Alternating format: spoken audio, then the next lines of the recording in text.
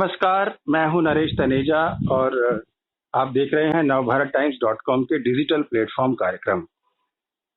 दोस्तों, हाल ही में जो संसद का सत्र चल रहा है उसमें सरकार ने एक खास बिल इंट्रोड्यूस किया है जिसमें ये कहा जा रहा है कि अब मुख्य चुनाव आयुक्त देश का चीफ इलेक्शन कमीशन जो है उसको नियुक्त करने की कमेटी हुआ करती थी। उस कमेटी में पहले चीफ जस्टिस भी शामिल हुआ करते थे। अब ये कहा जा रहा है कि चीफ जस्टिस ऑफ इंडिया को उस कमेटी या उस पैनल से बाहर किया जा रहा है और उसकी जगह एक कैबिनेट मिनिस्टर को लाया जा रहा है। यानी अब देश के मुख्य निर्वाचन आयुक्त को नियुक्त करने की संस्तुति या सिफारिश देश के प्रधानमंत्री, लीडर ऑफ अपोजिशन और एक कैबिनेट रैंक के मिनिस्टर की सिफारिश पर राष्ट्रपति करेंगे। पहले इसमें कैबिनेट मिनिस्टर की जगह देश के मुख्य न्यायाधीश हुआ करते थे, चीफ जस्टिस। अब उसको पैनल से बाहर किया जा रहा है। ये क्या संवैधानिक एक व्यवस्था है और इसकी क्या रिपरकशंस हो सकते हैं, इस बारे में बातचीत करने के लिए इस समय हमारे साथ मौजूद हैं सुप्रीम कोर्ट के वरिष्ठ अधिवक्ता और संविधान विशेषज्ञ सुमित चंद्र जी, जिनसे इस बारे में हम पूरी बातचीत करके इस मुद्दे को समझने की कोशिश करते हैं। सुमित चंद्र जी, नमस्कार। कार्यक्रम में आपका स्वागत है। नमस्कार सुमित जी, जैसा कि मैंने इंट्रोडक्शन में बोला कि एक पैनल जो था चीफ इलेक्शन कमिश्नर को नियुक्त करने का, उसमें से मुख्य न्यायाधीश को हटाए जाने के लिए एक बिल इंट्रोड्यूस हुआ है, तो क्या वजह है इसकी? देखिए, वजह को समझने से पहले ये जरूरी है हम समझ ले कि पहले हमारा संविधान है वो क्या कहता था। संविधान में एक स्पेसिफिक प्रोविजन था कि चीफ इलेक्शन कमीशन जो है वो प्रेसिडेंट अपॉइंट करेगा और वो क्योंकि संविधान में है वो वैसे ही रहेगा। बट प्रेसिडेंट जो अपॉइंट करता था वो करता था in consultation on the advice of the prime minister. वो प्राइम मिनिस्टर के एडवाइस पे नियुक्त करता था चीफ इलेक्शन कमीशन को। मार्च 2023 में इसी साल अनूप बारावाल केस में सुप्रीम कोर्ट ने ये कहा कि सिर्फ अगर प्राइम मिनिस्टर के एडवाइस पे अगर ये चीफ इलेक्शन कमीशन नियुक्त हो तो वो नहीं है, ट्रांसपेरेंट प्रोसेस नहीं है। इसलिए सुप्रीम कोर्ट ने एक 3 मेंबर की कमेटी बना दी।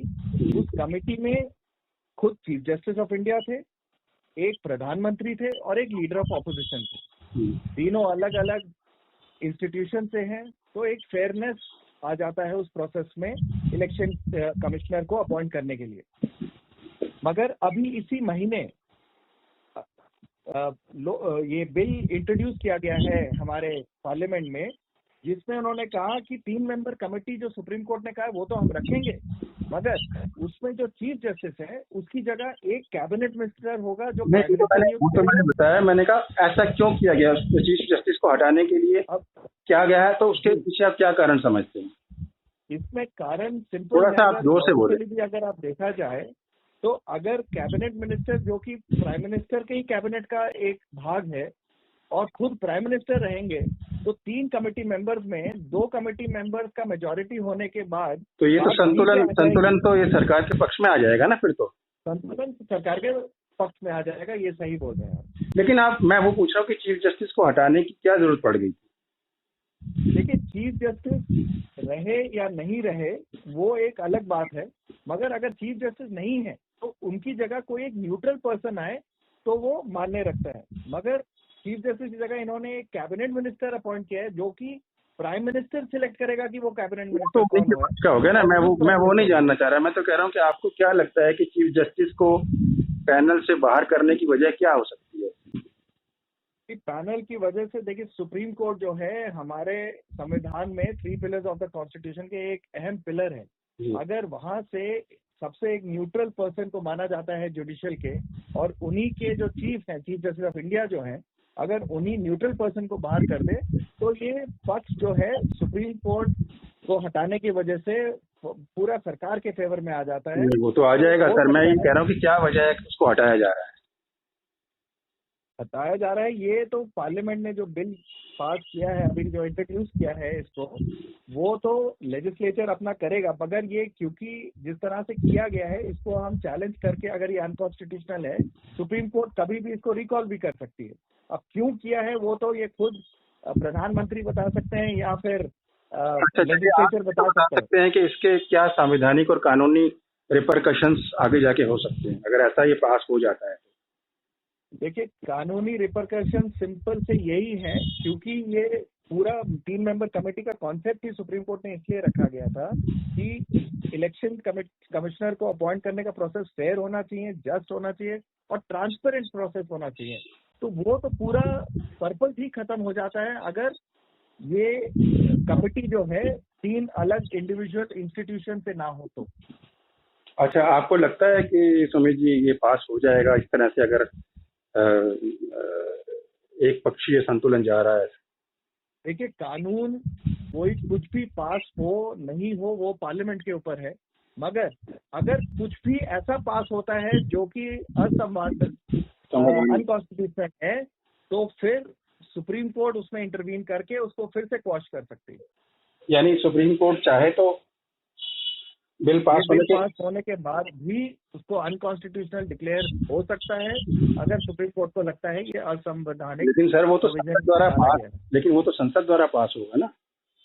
संसद भी पास करे तब भी कोई प्रियम्बल, जो basic structure of constitution Kesavananda Bharati case में सुप्रीम कोर्ट ने तब भी डिफाइन कर दिया था कि एक बेसिक स्ट्रक्चर ऑफ कॉन्स्टिट्यूशन के बियॉन्ड नहीं जा सकते। केशवानंद भारती वाला केस बात आ जाती है, जहाँ पे भी बात आ जाती है आपकी ट्रांसपेरेंट प्रोसेस को रखने की, वहां पे अगर सुप्रीम कोर्ट को लगता है कि नहीं ये कॉन्स्टिट्यूशन के बियॉन्ड जा रहा है ट्रांसपेरेंट प्रोसेस को ना रखते हुए, तो सुप्रीम कोर्ट उसमें इंटरवीन कर सकती है। अच्छा, लेकिन ये तो तब सुप्रीम कोर्ट इंटरवीन करेगा ना, हस्तक्षेप करेगा, जब कोई अपील करे। अगर कोई अपील नहीं करता अपोजिशन की तरफ से या इंडिपेंडेंट व्यक्ति, तब भी क्या स्वतः संज्ञान लेते हुए सुप्रीम कोर्ट ऐसा कर सकता है, उस पर रोक लगा सकता है?